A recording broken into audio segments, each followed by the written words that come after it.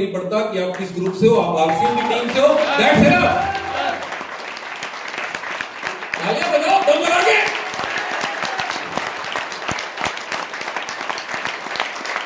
Yes yes yes yes yes yes yes.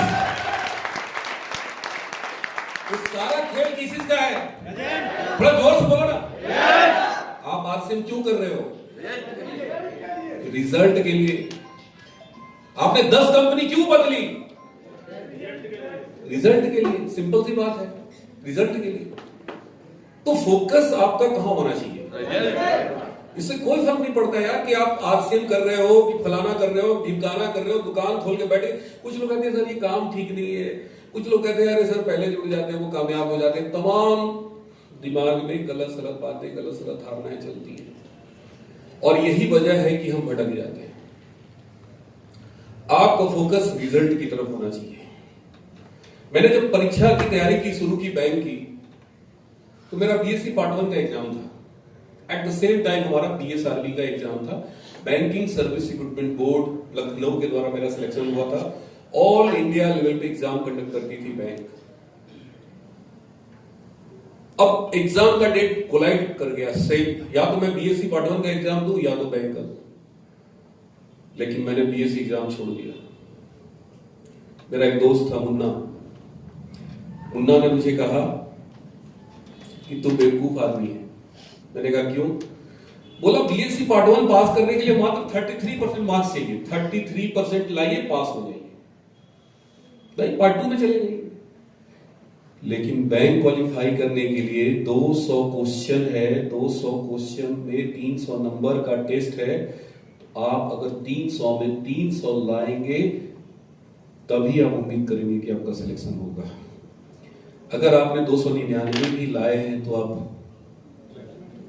छट सकते हैं। तो आसान काम ये है कि आसान ये है, थोड़ा जोर से बोलिए, बट नेचुरल है। 33% मार्क्स लाना है, फिक्स किया हुआ है। तो मेरे दोस्त मुन्ना है, मैं बीएससी पार्ट 1 का परीक्षा दे रहा था, साथ में हम लोग फॉर्म भरे थे। उसने मेरे को बोला कि अरे धर्म, हम लोग साथ में रहते थे, एक लॉज में रहते थे। तो मेरा दोस्त था, वो मेरे को बहुत मोटिवेट किया कि मैं परीक्षा न दूं बैंक का। लेकिन मैंने कहा कि यार मैं परीक्षा दूंगा। क्यों? क्योंकि मेरी आर्थिक स्थिति बहुत खराब थी, बहुत खराब। मैं 4था नंबर पे था। मेरे सब भाई पढ़ रहे थे। बाबूजी कई बार पैसा जुटा नहीं पाते थे, उनकी आंख से आंसू निकल आते थे। मुझे डर लगता था कि कहीं बाबूजी मेरे सुसाइड न कर ले, क्योंकि उनका एक सपना था कि उनका सारा बेटा पढ़ लिख के बड़ा आदमी बने। हर माँ बाप के सपने होते हैं। तो मेरे दिमाग में बस एक ही चीज चल रहा था, जॉब। क्या चल रहा था? थोड़ा जोर से बोलिए। और यही कारण था कि मैंने बीएससी पार्ट 1 का एग्जाम छोड़ दिया। मैंने इसको सेलेक्ट किया। 17 लाख लड़के एग्जाम में अपीयर हुए थे और मात्र 150 सेलेक्ट हुए फाइनल। मैं फर्स्ट अटेम्प्ट दे रहा था परीक्षा। मेरा दोस्त मुन्ना मेरे को बहुत समझाया। उसने कहा कि यार पहली बार तो लोग क्वेश्चन देखने के लिए पेपर अटेंड करते हैं, तुम यार इतना बड़ा निर्णय ले लो, बीएससी छोड़ रहे हो, यहां नहीं हो पाएगा। मैं मुन्ना से पूछा कि अच्छा बताओ क्यों नहीं होगा? उसने कहा कि मात्र 150 सीट है पूरे ऑल ओवर इंडिया में। मैंने कहा यार हमें तो एक चाहिए। नहीं, हंसने वाली बात नहीं, 20 सीट भाई। 150 सीट हो, चाहे 1500 हो, चाहे 15,000 हो, चाहे 15 लाख हो, आप नौकरी तो एक ही पर लेंगे ना? कि 10 पर कब्जा कर लेंगे आप? थोड़ा जोर से बोलिए। मैंने कहा यार 149 तो फालतू है। बोला बेटा 17 लाख परीक्षा दे रहा है, 17 लाख लड़के। मैंने कहा 17 लाख है, डी कुमार तो इसमें एक ही है ना। अरे मेरा किसी से कंपटीशन नहीं है यार, मेरा कंपटीशन मेरे से है। उसने कहा बेटा अगर तेरा सिलेक्शन हो गया तो गट्टा काट देंगे। हमारे बिहार में इसको हाथ को गट्टा बोलते हैं। क्या बोला? मैंने कहा काटने के लिए तैयार हो जाओ, भगवान भी नहीं बचा पाएगा। पूरी रात बैठ के, उधर लाइट वाइट रहती नहीं थी, बहुत पहले की बात है ये। अब तो स्थिति ठीक हो गई है, लालू जी के जमाने की बात है। कुर्सी टेबल पे बैठ के ललटेन जला के पूरी रात में पढ़ता था, खाना नहीं खाते थे रात में। क्यों? नींद आ जाएगी।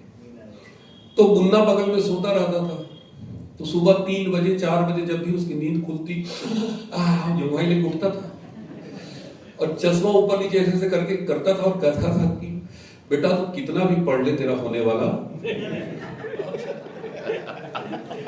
सुबह दोपहर शाम मेरे को इतना निगेटिव करता, और मैंने भी ठान लिया था कि मुन्ना कुछ भी हो जाए मैं करके रहूंगा। उस लॉज में 30-32 लड़के ऐसे थे जो 4-5 साल से तैयारी कर रहे थे। मेरे को मुन्ना ले गया उन लोगों से साक्षात्कार कराया। उसमें 1-2 लड़के ऐसे थे जो 2 बार 3 बार रिटेन क्वालिफाई करके 4 बार इंटरव्यू देके छट गए थे।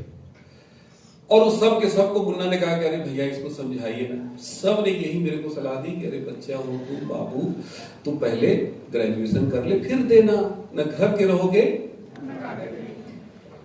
मैं चुपचाप सुनता रहा, किसी को जवाब नहीं दिया। लेकिन मेरे मस्तिष्क में वही चल रहा था कि मुझे यही देना है, ऊपर वाला नहीं देना है। साथियों मैं ये बात क्यों बता रहा हूं? क्योंकि इससे रिलेट कर रहा हूं। सलाह देने वाले भरे पड़े हैं, बोलिए मेरे साथ, बहुत है राय बहादुर। रोज सुबह दोपहर शाम मुन्ना हंसता मजाक उड़ाता, नहीं होगा। मैं परीक्षा देने गया, परीक्षा देकर वाराणसी मेरा सेंटर था, मैं सेंटर परीक्षा देकर आया वापस। 2 दिन लगातार परीक्षा हुआ था, 2 संडे, 19 दिसंबर और 26 दिसंबर, मेरे को डेट भी याद है। 2 सेशन में प्रोग्राम हुआ था पूरे ऑल ओवर इंडिया। जब मैं एग्जाम देकर आया, मुन्ना ने पूछा कि एग्जाम कैसा हुआ। मैंने कहा बेटा गट्टा काटने के लिए तैयार हो जाओ। बोला इतना तुमको विश्वास है कि हो जाएगा? मैंने कहा 100%। बोला मिठाई खिलाओ। मैं उसको मिठाई की दुकान में ले गया, मुंह में रसगुल्ला डालते हुए पूछ रहा है सच में हो जाएगा तुम्हारा? मैंने कहा यार तुमको मिठाई खिला रहे हैं, पागल हो गया। रिटेन का रिजल्ट आया, सबसे पहले मुन्ना दौड़ते हुए बोला अरे रिजल्ट आ गया। मैंने कहा अरे मेरा रोल नंबर होगा, देख तो सही। बोला तुमको विश्वास है? मैंने कहा देख ना यार, मैं बोल रहा हूँ रोल नंबर। मेरे को रोल नंबर याद है, आज तक याद है, 81971593 मेरा रोल नंबर था। उसने रोल नंबर देखा, बोला कहीं हो सकता है दूसरे का तो रोल नंबर तुम याद नहीं कर रखे हो। अंदर से एडमिट कार्ड लेके आया। उस पर भी उसको भरोसा नहीं हुआ, उसने बीएसआर भी फोन किया, उसमें फोन नंबर भी होता है कि भैया ये रोल नंबर पे नाम क्या है बताइए। बोला धर्मेंद्र कुमार नाम है। बोला मिठाई खिलाओ, हो गया। पता है क्या बोलता है मुन्ना? का इंटरव्यू में तुम पक्का छट जाओगे। मैंने कहा क्यों छट जाएंगे यार?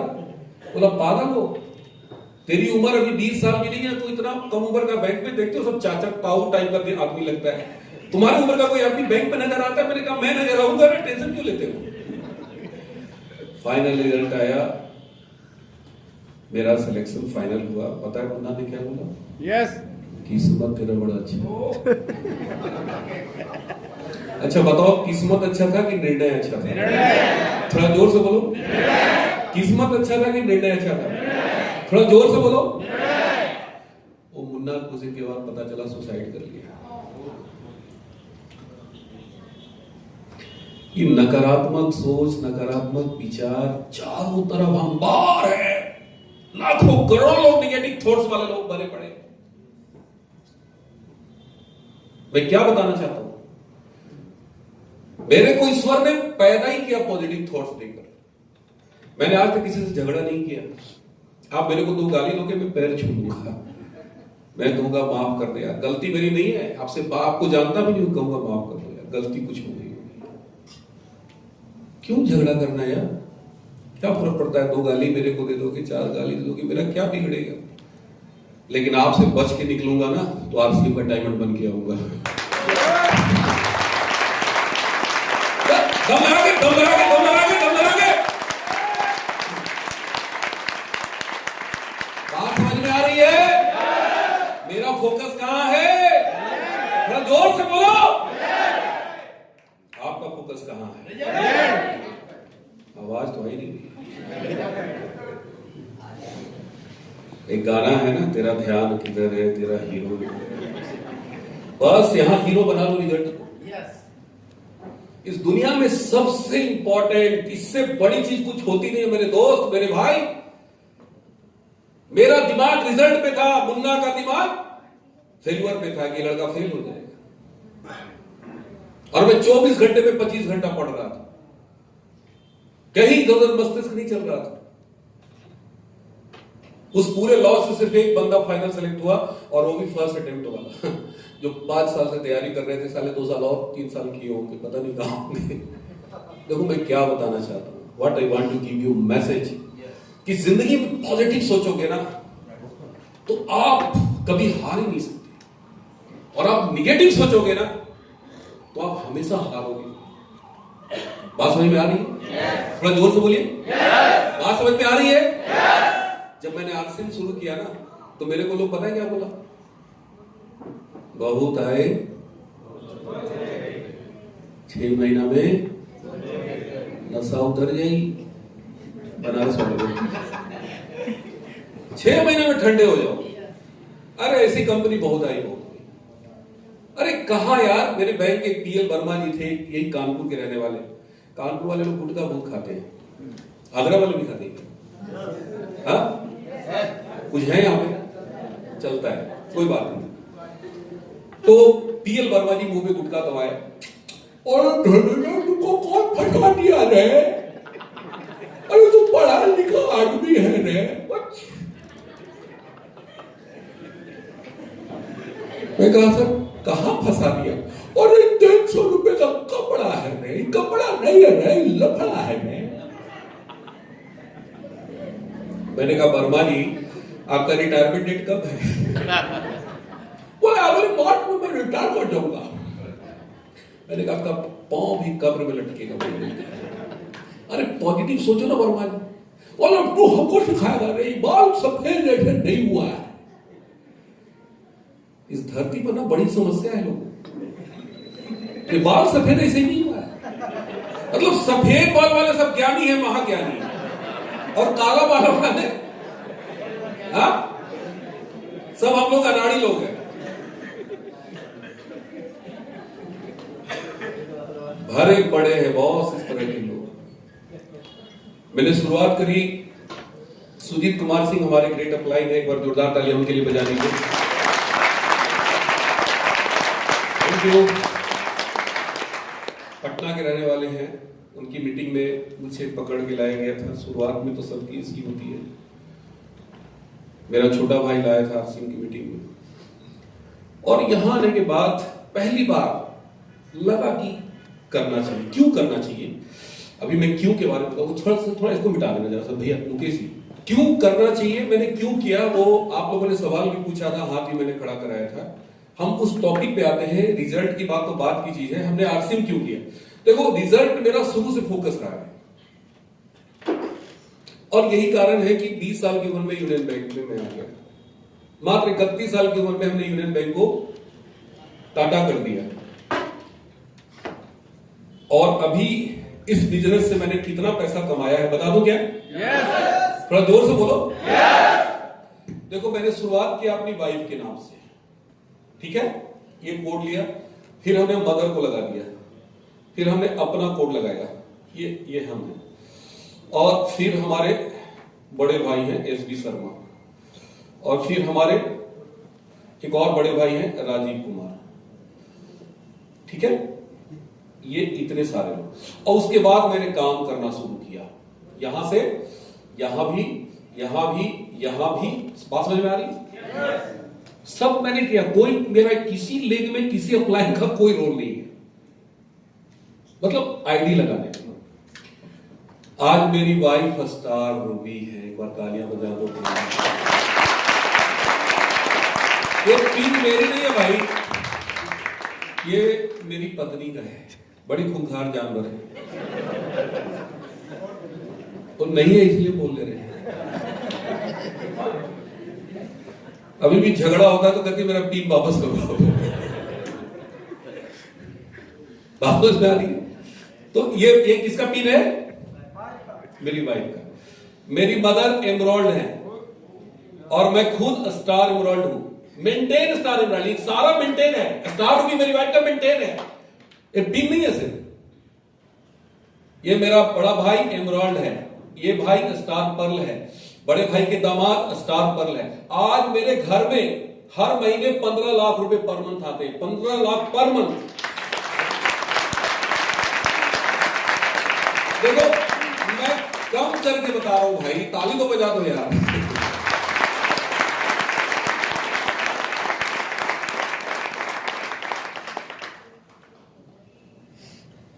2 लाख छोड़ के 15 लाख रुपया अच्छा सौदा है कि घाटे का है? थोड़ा जोर से बोलिए। और कमाल की बात बताएं, यहां पे बैंक में मैं अगले 10 साल बाद रिटायर हो जाता, ठीक है, हो सकता है 10 साल में 2 लाख और ऐड हो जाता टोटल मेरा, लेकिन 61वां साल बाद क्या होता? 61वां साल पेंशन पे आ जाते, 4 लाख सीधे 40,000 में बदल जाता। लेकिन यहां 10 साल बाद क्या होगा रे कालिया? 15 लाख में 0 और लग जाएगा। यस, 15 करोड़ महीने का इनकम होगा, 1.5 करोड़ तो 100%। कोई डाउट ही नहीं। ताली ढंग से बजाओ यार।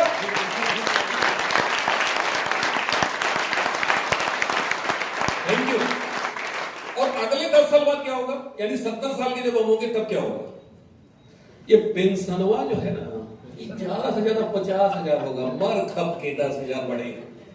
बढ़ता है, वो भी बढ़ता है, धीरे धीरे बढ़ता है। हमारे अजीत सिंह जी फौज में इनका बढ़ के आता होगा, सही बोल रहे हैं, 10,000 बढ़ेगा, लेकिन ये 10 साल बाद 1 0 और बढ़ जाएगा।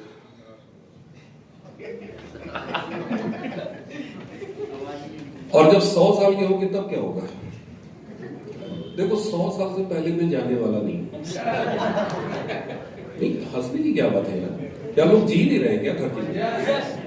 मैंने कोई ऐसी बोल दिया क्या कि 100 साल? अरे 150 साल हमारे पूर्वज लोग जीते थे भाई। आरसीएम का सामान खाते हैं, ड्यूटी चार्ज गामा सब लेते हैं, पूरा मेरे अटैची में भरा हुआ है, बाहर गाड़ी में इनकी अजीत सिंह की है। खाना भूल जाते हैं लेकिन ये नहीं भूलते। जिम जाते हैं, दौड़ते हैं, पसीना बहाते हैं, एक्सरसाइज करते हैं। 51 साल एज है मेरी, लेकिन भगवान कसम 21 साल वाला मेरे साथ नहीं चल पाता। त्राहिमाम करता है, कहता है सर अब बस करो। सच्ची बता रहा हूं, एक दिन में 5 मीटिंग करता हूं। What I want to give you message, this is the power of RCM product. तालियां बजा दो एक बार, दम लगा के।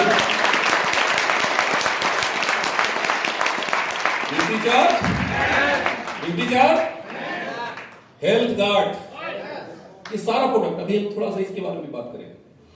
मैं क्या बताना चाहता हूं, 100 साल बाद क्या होगा? अरे अंबानी का 3rd जनरेशन काम कर रहा है भाई, 4th जनरेशन भी आ गया उसके घर में। टाटा का 3rd जनरेशन काम कर रहा है। ये डी कुमार का जिस दिन 3rd जनरेशन और 4th जनरेशन आरसीएम में आएगा ना, अंबानी को खड़े खड़े खरीद लेगा, बोलेगा अंबानी तेरी कीमत क्या है, चल बताओ।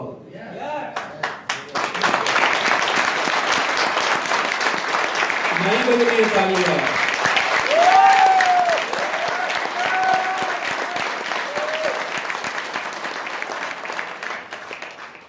आज का दिन आपकी जिंदगी का टर्निंग पॉइंट होगा, समझना मेरी बात को। ये काम को जो लोग छोटा समझते हैं वो इतने छोटे हैं कि उनको ये कार्य छोटा समझ में आ रहा। हम जैसे होते हैं दुनिया हमको वैसी नजर आती है। बात समझ में आ रही है? ये काम, ये ताकत मेरी नहीं है, ये ताकत आपकी नहीं है, ताकत आरसीएम की ताकत है। हाँ, मैंने क्यों किया वो मैं बता रहा हूं। मेरा पहला गोल आरसीएम से पैसा कमाना था। अभी बता रहे थे ना कि खजाने की बात करेंगे डी कुमार, बिल्कुल भैया खजाना लेके आया हूं भैया। जब हमने बैंक ज्वाइन किया उस टाइम बैंक में एटीएम नहीं हुआ करता था। 1995 में मैंने ज्वाइन किया, पता लगा लो। 1 दिसंबर 1995 को मैंने बैंक ज्वाइन किया था। उस टाइम नोट काउंटिंग मशीन नहीं था, उस समय पेटीएम नहीं था, उस समय गूगल पे नहीं था, उस समय फोन पे नहीं था, उस समय ऑनलाइन बैंकिंग नहीं होती थी, बस एक ही तरीका, सारा काम फिजिकल। बात समझ में आ रही है? नोट गिनते गिनते गिनते गिनते गिनते गिनते गिनते कमर टेढ़ी हो जाती थी। कितना पैसा है लोगों के पास, आपने उस दुनिया को देखा है? हमने देखा है। एक बंदे का account, saving account, per day कितना जमा होता होगा? 10,000, 20,000, 50,000? 95 की बात कर रहा हूं, 96 की बात कर रहा हूं। कितना जमा होता होगा बताइए? पर डे सेविंग अकाउंट में कितना जमा होगा? नाम ही सेविंग अकाउंट, जो थोड़ा बहुत बचत होता है आदमी जमा करता है। कितना होता होगा? 10-20,000, 50,000, बस 1 lakh, 1.5 lakh. Sir per day 3.5 lakh जमा होता था, पर डे। निकलता नहीं था, बोलिए। और अगर एक दिन छुट्टी हो गया तो अगले दिन 5.5, 6, 7 चला जाता था। पूरे साल आप लोग सुने ऐसा कोई अकाउंट, ऐसे कोई व्यक्ति के बारे में सुना है? हमने उसका अकाउंट मेंटेन किया है, और एक दिन नहीं किया, 1 महीने नहीं किया, पूरा 5 साल किया। 2002 तक में मोहम्मदाबाद गोना में रहा। और उस आदमी का ऐसा ही अकाउंट 1 नहीं था, 2 नहीं था, 4 नहीं था, कितना होगा? 42 अकाउंट थे। कितना? अरे आप लोग कुछ देखे हो यार, दुनिया कहां जा रही है आप लोगों को पता है? ना आता है, बिना लिफाफे का पता है, भटक रहे हैं, भटकती दुनिया में भटक रहे हैं। 10,000 20,000 के लाले पड़े। कितना पैसा है लोगों के पास, मैं उस आदमी का नाम नहीं बता सकता, क्योंकि हम लोग को बैंक ज्वाइन कराते समय क्या कराया जाता है? शपथ दिलवाया जाता है कि आप किसी के भी खाता की गोपनीयता को नहीं भंग कर सकते। मैं भले बैंक में नहीं हूं, लेकिन उस आदमी का नाम नहीं ले सकता। एक हमारे यहां एनआरई लेजर होता है, बैंक में था। एनआरई का मतलब नॉन रेजिडेंट एम्प्लॉई है, जो भी होते हैं बाहर के लोग, सऊदीया, दुबई, यूएसए। हमारे यहां 750 एनआरई अकाउंट था, और एक अकाउंट में सबसे मिनिमम बैलेंस 50 लाख था। मिनिमम बैलेंस, यानी सब उससे ऊपर थे। 70, 80, 90, 1.25 करोड़, 1.5 करोड़, 2 करोड़, कितने अकाउंट थे ऐसे? बोलो बोलो ना। 750। और एक यूनियन बैंक के ब्रांच की बात मैं बता रहा हूं। ऐसे कितने ब्रांच है आपको पता है? हाँ? हम जब जॉब करते थे उस समय 3600 ब्रांच था। अभी तो 2 बैंक मर्ज हो गए। अभी तो 12,000 से ज्यादा ब्रांचेज है। और सिर्फ यूनियन बैंक की बात नहीं है, अभी स्टेट बैंक की बात बाकी है, अभी पंजाब नेशनल बैंक की बात बाकी है, बैंक ऑफ बड़ौदा की बात। गुरुजी आप लोग ना एक अलग दुनिया में हो, बुरा मत मानना, मैं भी उसी दुनिया में था, लेकिन गलती से कहा गया यूनियन बैंक। आरसी में तो बाद में आया। बेचैनी होती थी जब उसके अकाउंट में हाथ से जब लिखते थे ना, तो 3.5 लाख को जब जोड़ते थे ना, क्रेडिट साइड में लिखते थे, और जो फाइनल बैलेंस निकालते थे ना, तो फाइनल बैलेंस में करोड़, लाख, हजार, सैकड़ा और पैसा, पूरा कॉलम भर जाता था।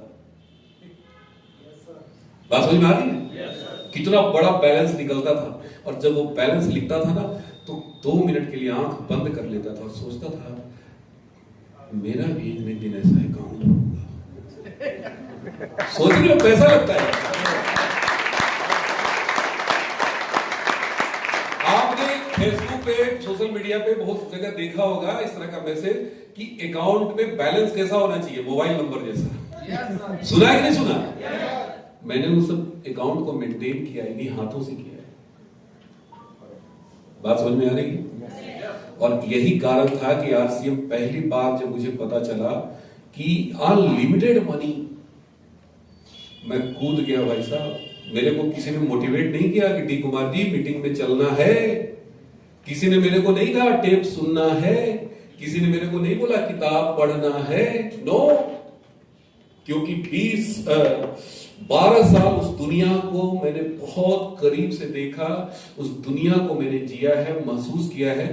बस वहां पे ज्यादातर लोग बैंक में काम करते हैं ना, वो ये सोच के करते हैं कि हमारा तो बस इतना ही हिस्सा है, अपनी सैलरी को ही मानते हैं बस। बाकी हमारे कई बार मित्र लोग हमें सिखाते थे।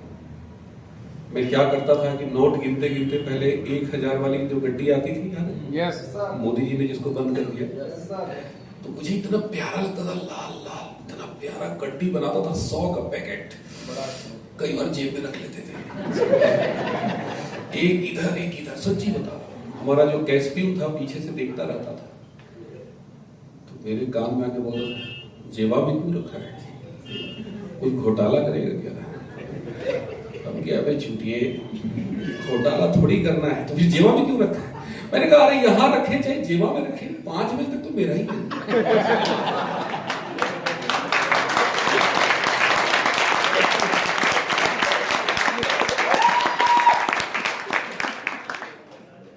का क्या होता है रखने से? मैं कहा थोड़ा फीलिंग आती है, फीलिंग आती है।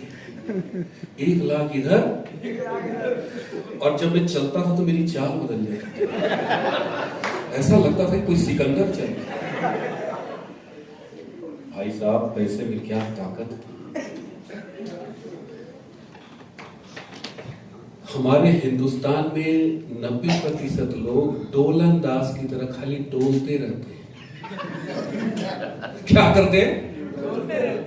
पैसा कमाने के बारे में सोचते ही नहीं, बस दाल रोटी के बारे में। 2-4 हजार 10,000 का कोई काम नहीं जाता। दाल रोटी खाओ, क्या लेके आए हो? खाली हाथ आए हो? संतोषम। हमारे बनारस वाले बोलते हैं, का होई बटवा लाख करोड़ कमा के।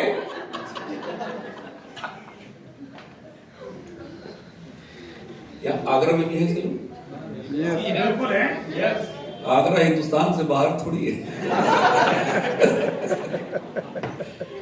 ये हिंदुस्तान की बीमारी है यार, हर जगह भरे पड़े हैं। पैसे के वाले बनने के बारे में सोचते ही नहीं। अच्छा मैं सही जा रहा हूँ कि गलत जा रहा हूँ? सही जा रहा है। कितने लोग हाथ खड़ा करके बताओ? यस। क्या बात है, सैल्यूट कर रहा हूँ, बहुत अच्छे लोग हैं आप, तालियां।